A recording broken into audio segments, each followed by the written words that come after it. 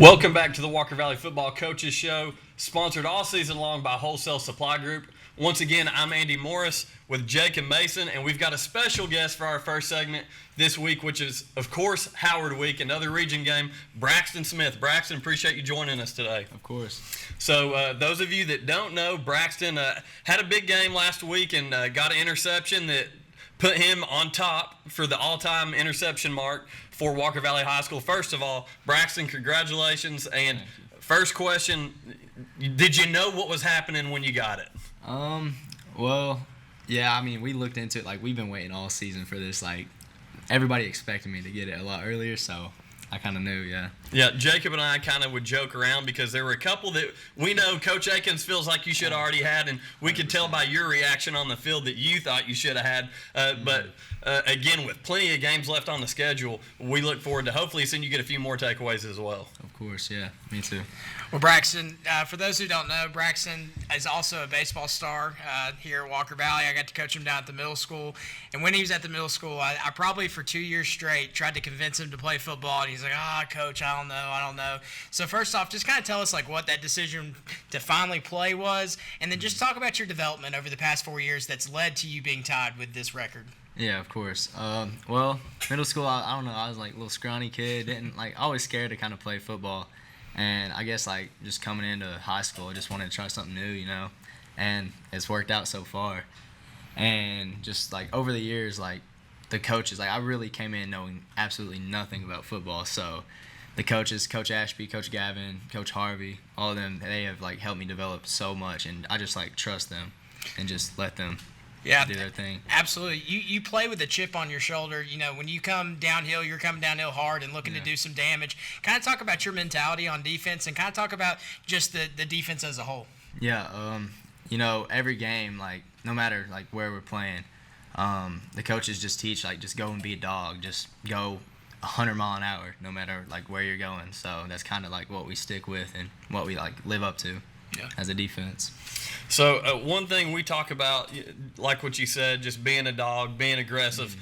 We had Connor Phillips on the show last week talking about just his impact. As a teammate, I kind of want to go back to Connor a little bit. Yeah. What's it like being on the field with guys like him and Hollingsworth that play with that kind of high level of energy and aggression? Yeah, it's intense. I mean, it's, like, super fun to be on the field with those guys. Like, they bring energy, like, all the time, and they just, like, lift everybody up. It's fun. Yeah, and we didn't bring it up, but Connor has the teal baseball glove, so he's just that kind of personality anyway. We have fun on the radio when we're talking about you guys, and we talk about things like baseball and stuff like that. So, again, it's nice to have y'all on the show and get to enjoy being a little bit laid back while we talk about football. So one more thing I got for you here. So Coach Akins, as you know, I think, is now our all-time winningest head coach in school history. Is that something that you guys kind of knew as well going into the game, or once it happened, did you find out about it, and how did you guys react to Coach Akins? Well, like, I don't think really anyone knew, but we saw it, like, starting to get posted on, like, social media, and everybody, like, started announcing it, and it was, like, pretty cool to be a part of, you know, just, like, having Coach Akins, like, lead us and just show that he's changed the program being here. Yeah, absolutely. And the defensive mentality, Jacob and I talk about it a lot, has a lot to do with that. And you guys are really on the forefront of making that possible for sure. Yeah, 100%. You know, you don't see it often, but, you know, you talk about being dogs. I really feel like there's a dog at every level of the defense. I feel like there, you know, with Connor Phillips, he's the dog up on the D line. Then you got Jacob. And really, I mean, we have Leandre Hinton. We have loved watching him play this year. He plays fierce. But then you've got you back in the secondary along with that crew. You know, it's just special. You don't see it very often where you've got a dog at every level. And I think that's kind of what has allowed your defense to be so special so far this year. 100%, yes. Yep. Well, Braxton, dude, thank you for joining us. Yeah, thanks, man. Appreciate it. Thank you. Good luck this week. Thank you. Yeah, so with that, we're going to go to our first commercial break, and when we come back, we'll have Walker Valley head football coach Drew Akins.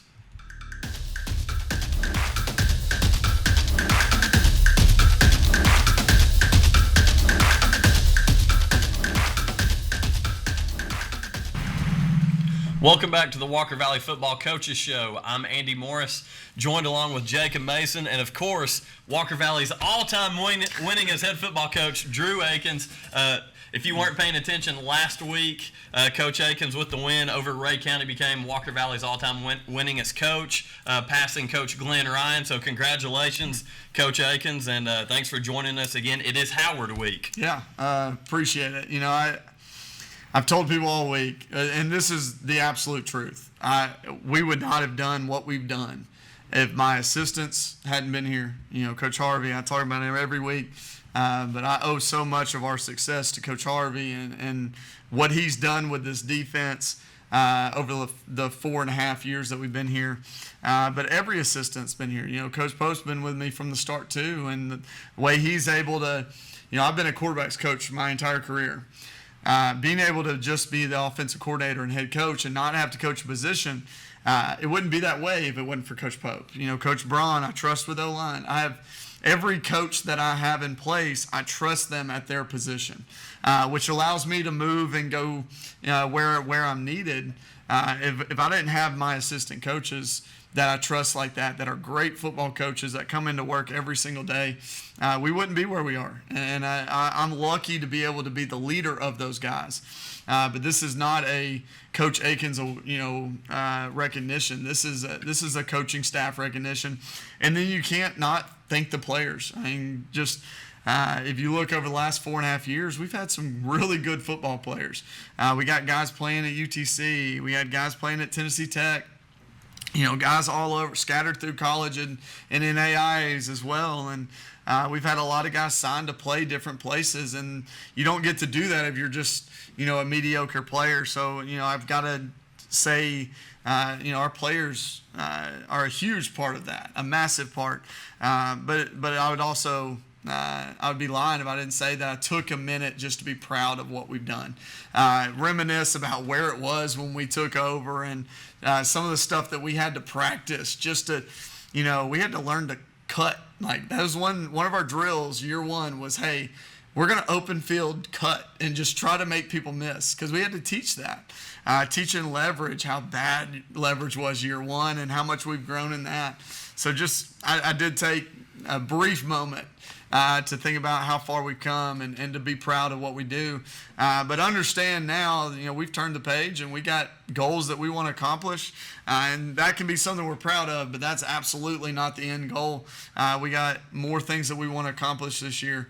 But definitely proud of my staff and proud of our kids for accomplishing that one. Yeah, well, congrats again, Coach. 42-12 win over Ray County. Let's hop right in.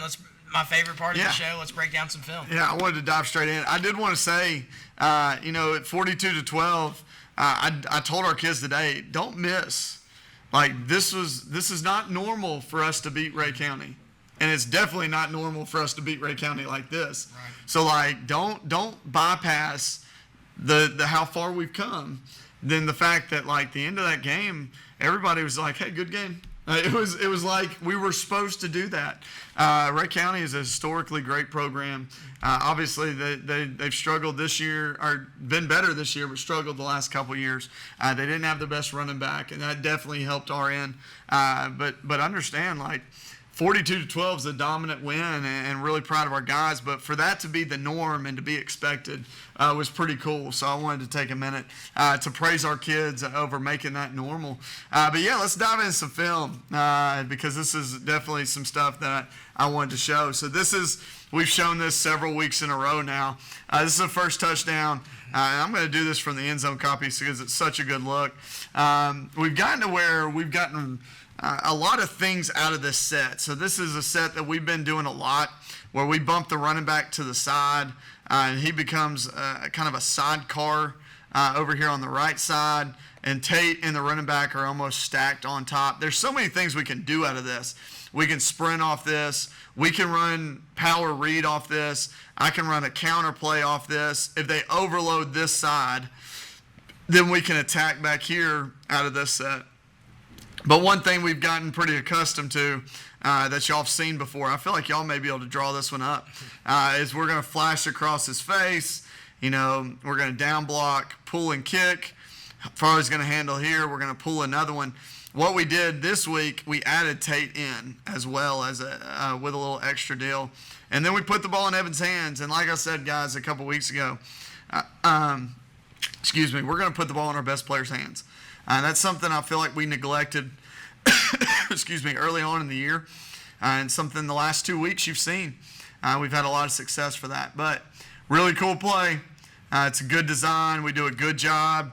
Tate getting the initial kick out. Barry sees that he's getting the kick, turns up. Riley has nobody to block on that. So just a really cool play. I feel like our scoring percentage on that play is pretty high. I feel like we've ran that play 5 or 6 times this year. We've scored on it 4 times this year. So not a bad little deal. I know he scored game 1, scored against Polk, scored last week against Ottawa, and then again this past game against Ray County. So we got 4 touchdowns on this play alone, which is a pretty cool. Maybe I should call it more. I don't know. But let's get into this. Is the one you requested. So this is right after the roughing the kicker call. I'm sorry, running into the kicker. Right call. That's one thing as we get into this, things we need to cure. We've got to cure our penalties, and we'll talk more about that here in a little bit. But this was right after that penalty, gave him another drive. You'll see Braxton, our defense does such a good job of just preparing and giving different looks. So this is a different look we had this week. Moved our safeties, and Braxton normally is playing corner over top of one of these guys. We decided to move Braxton in because we trust him to make those reads and go make this play. But what you'll see is you're going to get a toss play this way. Braxton reads it, scrapes over top, meets the kid in the backfield with a really strong tackle here. So pretty cool little play in the lift up. And really, this is the difference in Braxton this year, I think, versus previous years. As you're seeing Braxton be a lot more physical with the way he's playing the game. He's got so much confidence right now, and you could see it. Just our defense as a whole. Watch how many hats are running the ball, and the excitement that we're playing with, the energy we're playing with. It's turning into a lot of success on the field, which is cool to see. So really excited about that play and our defense as a whole. So, Coach, that was a toss, correct? That was a toss, Can you talk about, they had early success with the toss, and then I feel like there's something that changed. I'll show you what changed on this play. So early on, they were getting us reached. Chabelle was getting reached, and they were kind of just moving the line of scrimmage to about 2 yards behind the line of scrimmage, which made Jacob play flat. So when you look at Jacob, oh, that's a cool little thing. Y'all see that? That's new. I didn't know I could do that. So when you watch Jacob here, Jacob's having to run flat early in the game. So when you run flat, you're playing, 4 or 5 yards behind the line of scrimmage. So they're able to get to the edge and gain 5-6 yards, and that's what you were seeing early. What you're going to see on this play is we set the line of scrimmage here, and this allows Jacob to play downhill. He's the key to all this. Getting this lateral movement, but Jacob playing downhill instead of lateral. We worked that all week, and that allows Braxton to go unblocked off the edge and scrape over top. So watch Jacob on this play. See how downhill he is? Yeah. He's playing at the line of scrimmage. Watch Chabelle on this play. Chabelle attacks. Watch him attack. Boom, he attacks outside right now. So now 2 guys are having to handle him instead of previously this guy was able to get up to Jacob because we were getting reached there. So Chabelle makes the initial play. Jacob is now coming downhill, which means this guy can now not get to Braxton, which leaves him unblocked coming over top. So Jacob flying through like that. Made the running back stretch. Exactly, stretches further, and they're not able to get across the line of scrimmage there. So that's why. That's a good question. That was also a great play to look at it. This is 2 plays later. They had the big screen.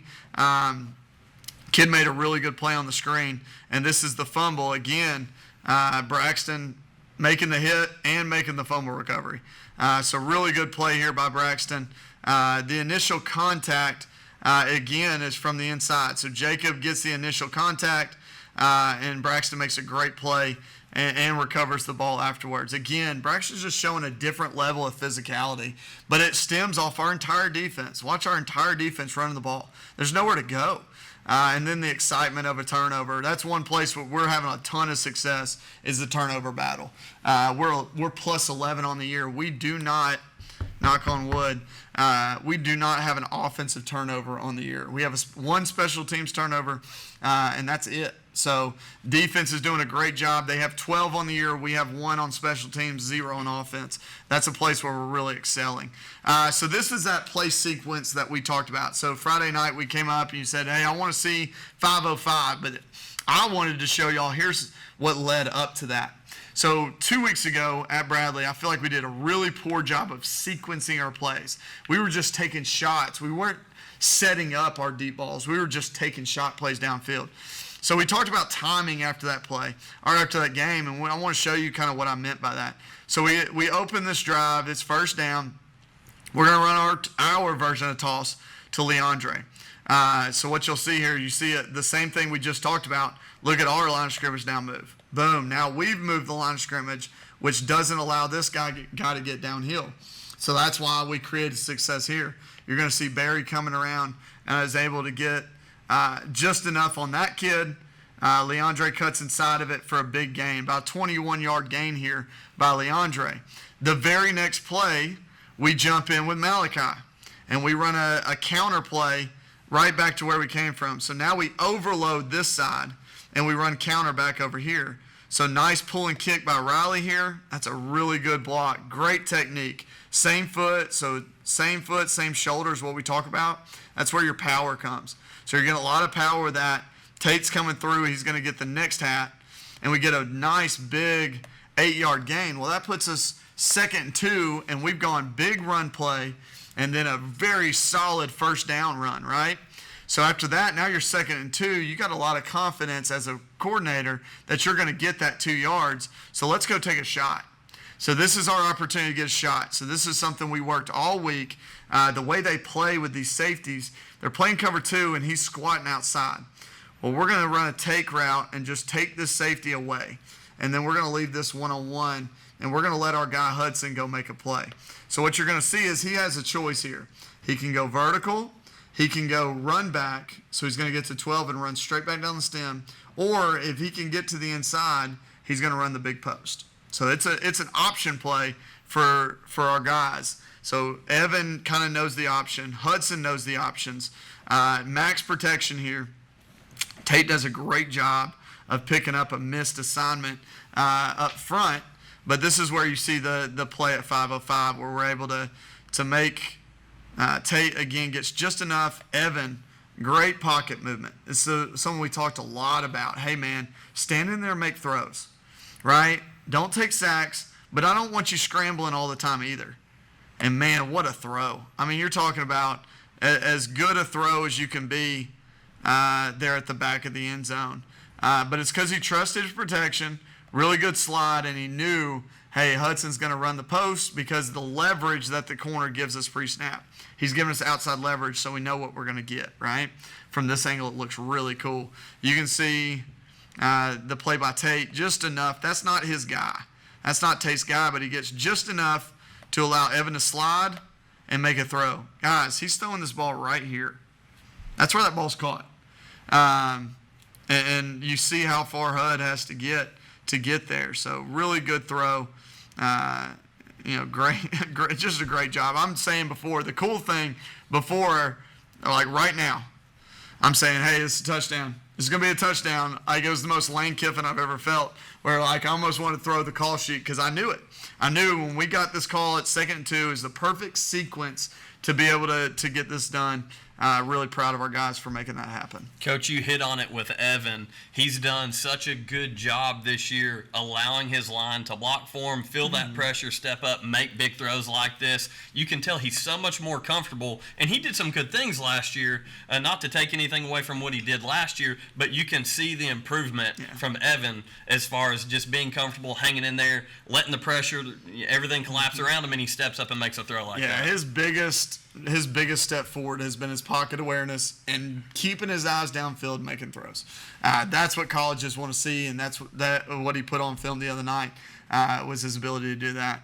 The kickover, so they go down and score on 3rd and 13. I hate we gave that up, but we put this return in, and it hit exactly what you want to hit. So this is a really cool return by our man Hud. They bloop kick it.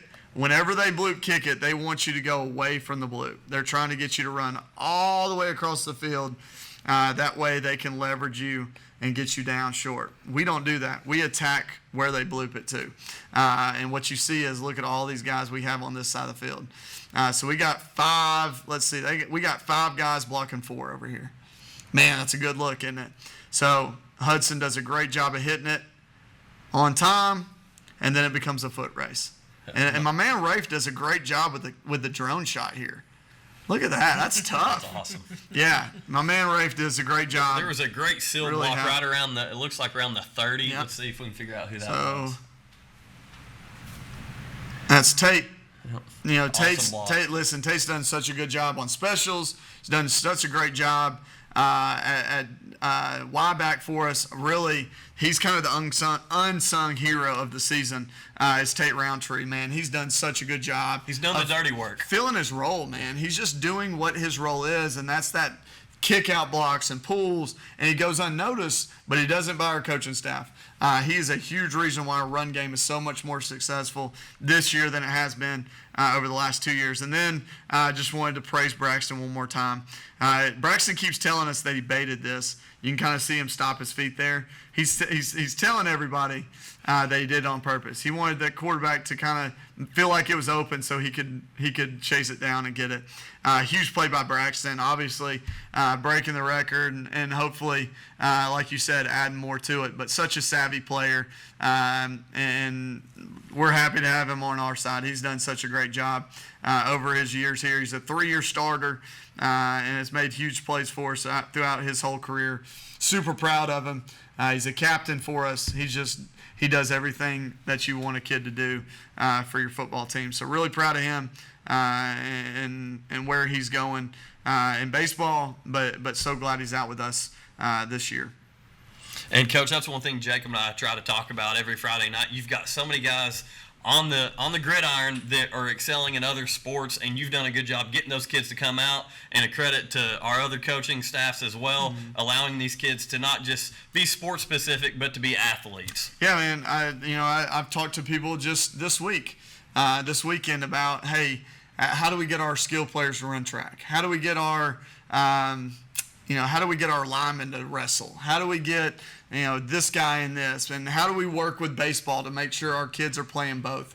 Those are all things that we're looking at that we want our kids to go do multiple things. One of the first thing college coaches ask for is they ask for, do they play anything else? And we want to be able to say, hey, man, he does this, he does that, he's involved here, he has this GPA, he does this ACT, and just showing a well-rounded kid because that's what colleges are looking for to be successful. So really proud of our guys, really proud of this game, and really cool to come out with a win. 2-0 in the region. We got 3 region games left, and it starts this week. We got to go do it again. We got a huge game coming up this week with a region opponent. And we got to make sure that we continue to get better every single week, because not only are we preparing now with 2 region wins, we're no longer preparing just for region games. We're preparing for playoffs. So every week matters. You cannot take a week off at this point in the season. So we got to continue to get better in preparation every week. And this is the next region opponent. It's the biggest game of the year because it's the next region opponent. Yeah, so that's what we're excited to get into. Yeah, so once again, the final against Ray County, 42-12 this week. The Mustangs will be taking on region foe Howard. And Coach, just to quickly dive into Howard a little bit, they've got some athletes on the line. Defensively, we saw that last year, some big bodies that were willing to attack. Are a lot of those guys back? What can we expect from the offensive standpoint from the Howard defensive line? Yeah, they're not the same kids, but goodness, they got one kid that is a massive kid. He's huge, and we're going to have to make sure that we account for him every single time. He's, no joke, 4 or 5 times the size of Evan. If he gets his hands on Evan, Evan's going to have an issue. Run, Evan. Yeah, so run away. But we got to do a great job of protecting Evan. Their D-line is always tough. They play so hard. And like I said, they get you on the ground. That's the biggest thing that there's not going to be a 2-play drive against Howard. They just don't allow that. They're so athletic that they run you down, they get you on the ground, they make you snap it again. I can't tell you how many times, they've had points scored on them, sure. But the way the way you have to score on them, how many times they've been inside the 5 having to run a play, inside the 10 having to run a play. Because teams, they get down there, but they're going to tackle you. So every time they tackle you, it opens up an opportunity for a mistake by the offense. So we've got to make sure, hey, they're going to continue to tackle us. If we get these 10, 12, 14 play drives, we cannot make the mistakes we're making on both sides of the ball. We've got to get away from these penalties. These penalties, we had 12 on Friday night. Those things are going to kill us at some point. And we've got to fix that now before we get into a game and have 12 and it beats us, it gets us beat, or it keeps us in a close game that shouldn't be close.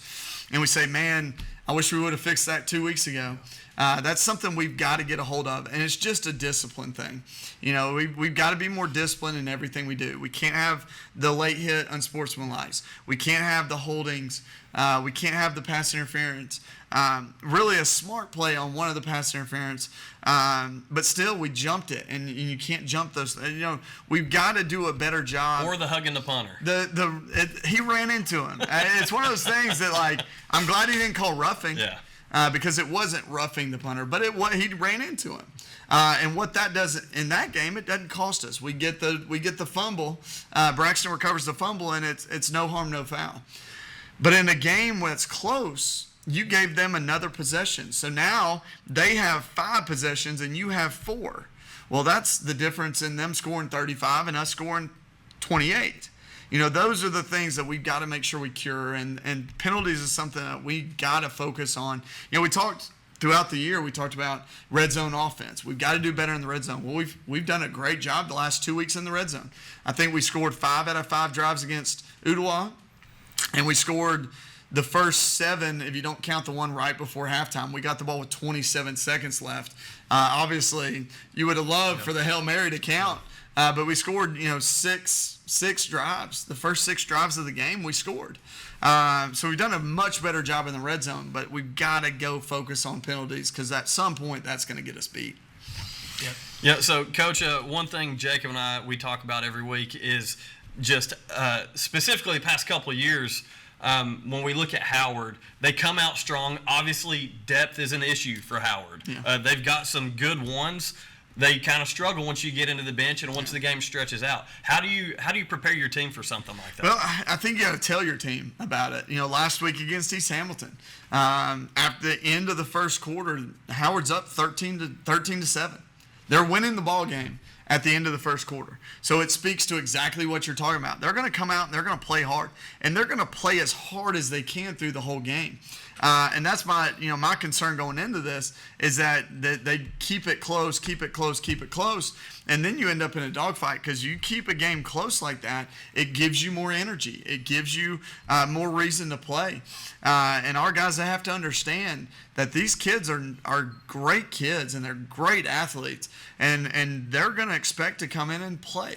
And they're going to play hard, and we got to make sure that we take those shots, stay within our scheme, stay with what we do, get them on the ground, don't make mistakes on offense, and make sure that we get out to a lead and then are able to extend a lead throughout the game. But it's not going to be an easy game. And like you said, they came out against a really good East Hamilton team, and we're leading at the end of the first quarter. So, we talked to our guys today. They're 1-5. But guys, go watch them play. They play really, really hard, and they're gonna fight. And they have too much pride not to come out here and really lay it on the line. You saw the same thing last year. Early on in the game, they scored on the long run. They had a lot of rushing yards early in the year. So we got to make sure that we handle ourselves. But it's gonna be in preparation. We've got to prepare the right way. We got to prepare to a standard of play. You can't. You can't prepare. You can't change the way you prepare based on who you're playing. You got to prepare to a standard every single week, no matter who you're playing. We talked to our guys about that. Consistency. And it's going to show up on Friday. How you prepare. It did 2 weeks ago when we played really poorly against Bradley. We prepared really poorly against Bradley. The last 2 weeks, we've prepared really well. Our kids have practiced so well the last 2 weeks, and it's shown up on Friday nights. So just talking to them about how we do that has been a real impact on us. One more thing before we move on to details of Friday night's game. I want to give a shout out to Roman Yulo, who had a pretty good game. Misspoke a couple times on air, called him Hudson McCooch, but it was Roman Yulo, so I wanted to straighten that out again as well. So, again, that just goes to show the depth that you guys have at the receiver position this year. I was really cool doing the stats afterwards. You know, we had we went. I think we had 7 different receivers catch a pass.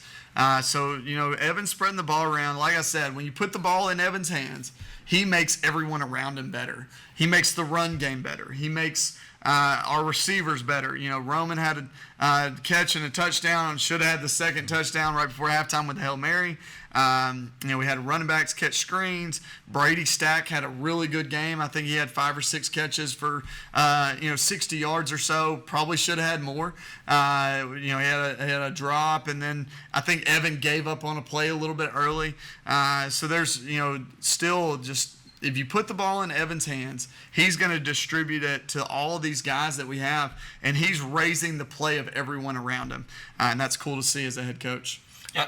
So, Coach, 7 o'clock here at the MAC. Big week, homecoming week. Yeah. Oh, I didn't know that. Homecoming. I'm going to throw you a curveball too.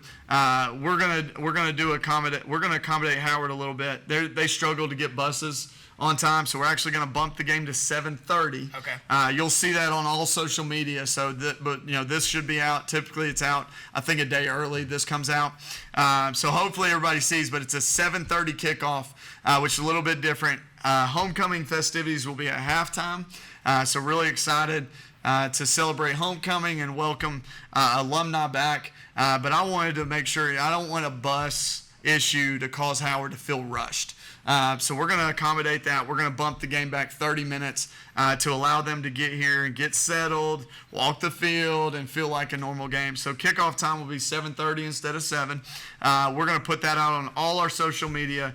But if you don't see it, go ahead and show up at 7 and watch some pregame festivities. It'll be fun. That's right. The band usually does a good job getting everyone fired up before Absolutely. the game anyway. So, Coach, once again, thanks for joining us on the Walker Valley Football Coaches Show, sponsored all season long by Wholesale Supply Group. It is Howard Week, kickoff 7:30 here at the MAC. Come out and support your Mustangs.